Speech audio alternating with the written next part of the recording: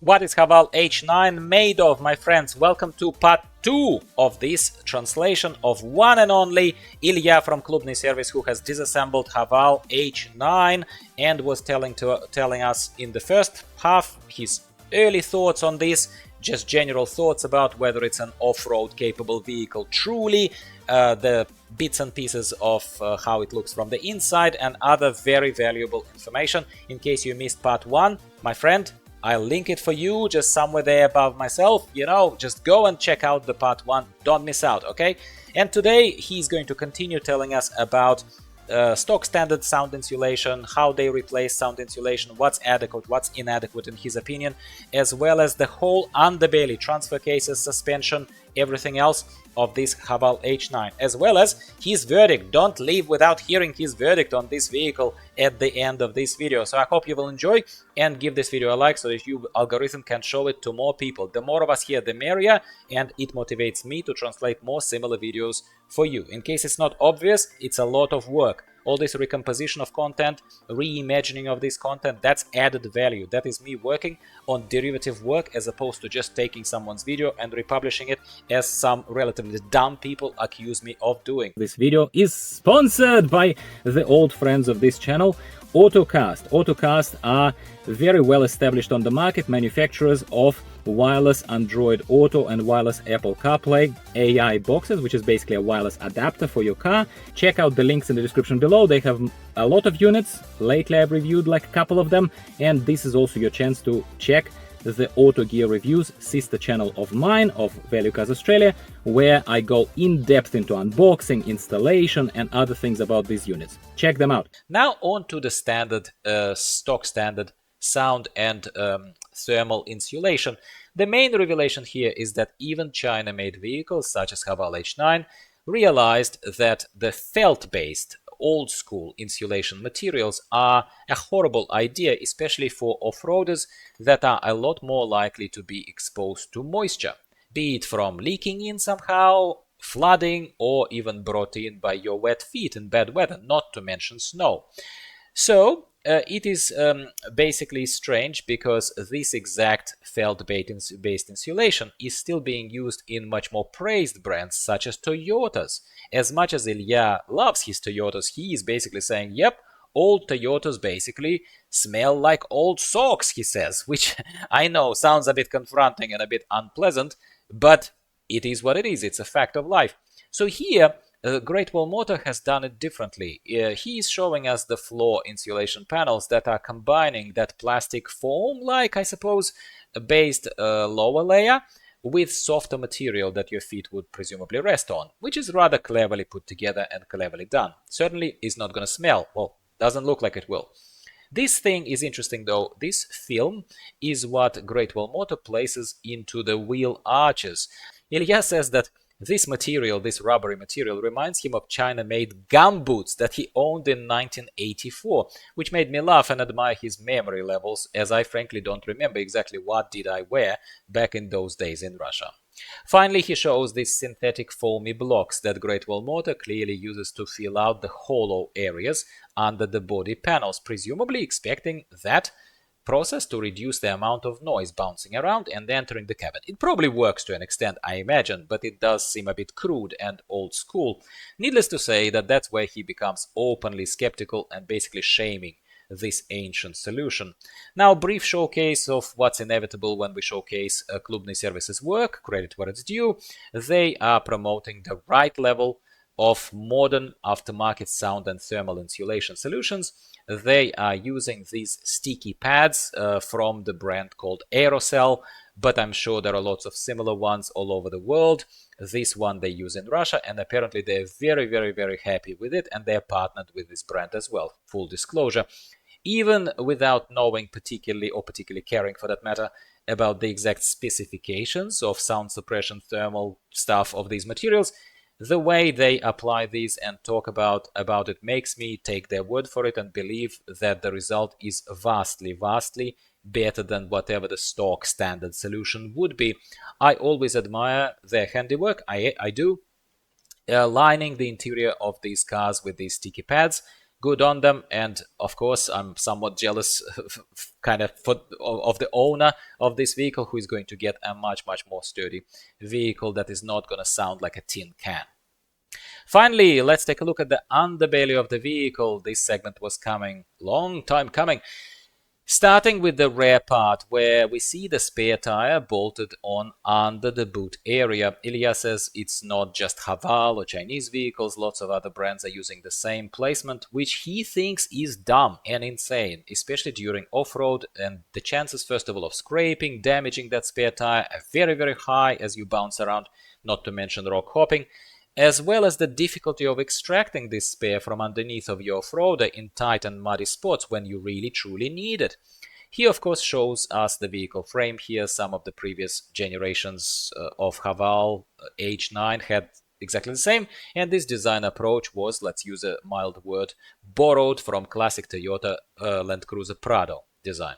Ilya demonstrates how rear suspension hangs together, and it's attached to the frame, where it's kind of raising no questions and appears to be fairly standard. That's good news. Coming from him, it always means good news. We see disc brakes slightly deformed already, believe it or not, even though the car hasn't been on the road for that long, but apparently you see it pretty much straight away after heavy off-roading. Straight away. I personally wouldn't know, but you could always chip in with your knowledge in the comments down below if you know what he is talking about. Ilya sounds a bit surprised that there are single piston supports used in such a heavy vehicle. He would want something heavier and sturdier, he says. I'm reading between the lines here. Spring-based rear suspension attached to the frame on one end and axle bar on the other. Nothing super surprising. There is an electronically activated diff lock that is housed inside the main driving shaft somewhere there smartly, because there is one wire leading to it, kind of proving Ilya's theory here. Fuel tank itself might be plastic, but it has a steel protective casing, which is great and necessary, absolutely necessary for an off-roader. But he at the same time wonders, Ilya, why there are these large holes. They are larger than they need to be in that casing.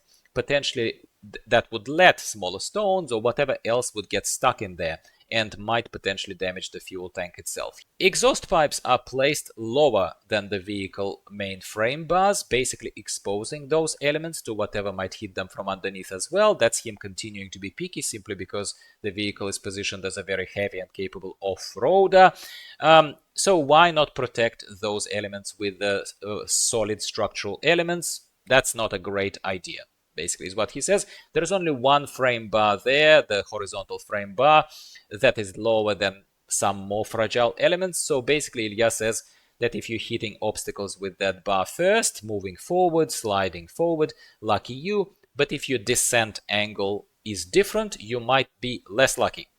Thresholds are briefly mentioned and are cosmetic at best. They are obviously the convenience of life kind of feature, but not super solid. They can't be by definition, and the owner would do well to be careful when traversing heavy off-road tracks. From the main driving shaft, we are moving on here slowly to the transfer case, which Ilya thinks is made by Borg Warner.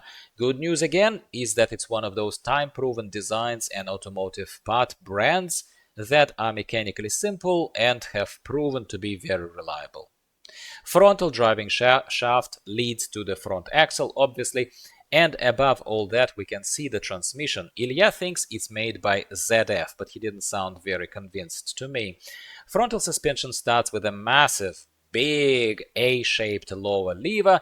Turning hinges are very similar to how it is again done in Toyota Land Cruiser Prado, and further above there is some other A-shaped lever that is not this time around made of heavy steel, but is made of some lighter alloy. Apparently we will have to take Ilya's word for it, and he doesn't know exactly why they decided to separate it that way. No idea. There is a twin piston support system and disc brakes, nothing too surprising and as expected. Ilya points at some leak of what looks like oil coming from the area of that frontal driving shaft. He turns his camera and says, "Dear owner, if you're watching this, you should visit your HAVAL service center for warranty inspection urgently," as their off-roading adventures have clearly had more profound consequences than just a crack in the plastic front bumper.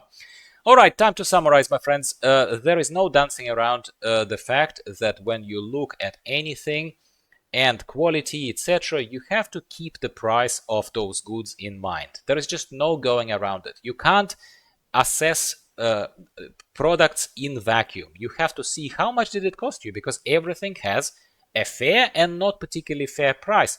So this HAVAL H9, at least currently in Russia, is incredibly expensive, very, very, very expensive, which raises the bar of quality expectations naturally. There were a few unpleasant discoveries in construction of this vehicle, design of the vehicle, as pointed out throughout, especially what happened to the front bumper and stuff under it after a single minor hit during the very first off-roading adventure. The oil also leaking from the frontal driving shaft connected to the front axle at 2,500 kilometers on the clock is not a great sign either. What's good? Well, it's a proper 4x4 constructed on a frame. They're using standard and rather simple engineering solutions largely.